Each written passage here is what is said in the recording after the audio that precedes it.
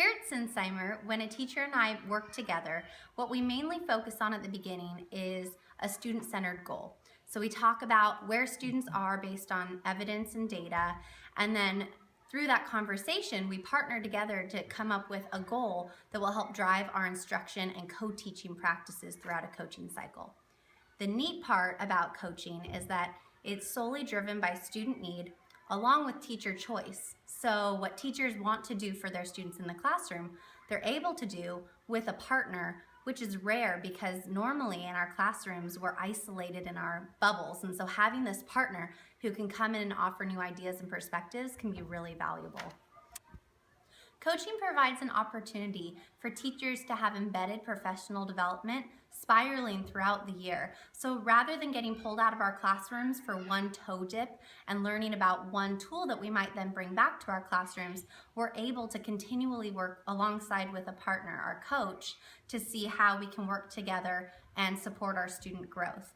You can see here in this coaching cycle, we set a specific student learning goal, and all of our learning goals as well as our instructional practices are driven by questions along with the Danielson framework, which it's aligned to.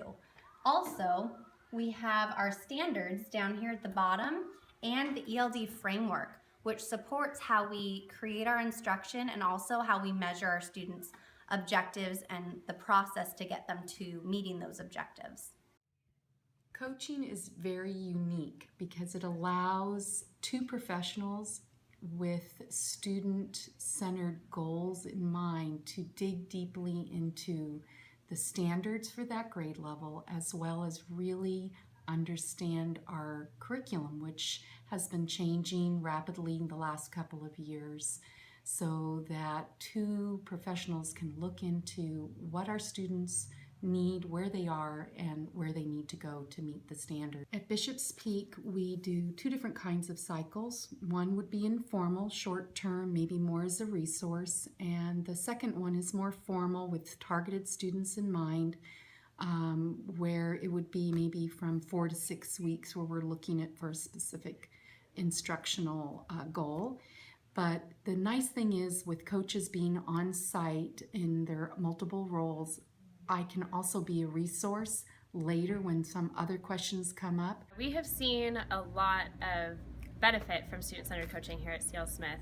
I think one of the biggest benefits is that student-centered coaching provides an opportunity for teachers to really sit down and work with a collaborator. And they're able, to sit down with their coach, and they have that other eye in the classroom. The coach pushes in and they're able to see everything that's happening that the teacher may not be seeing because they're involved in that lesson and they're involved in their students.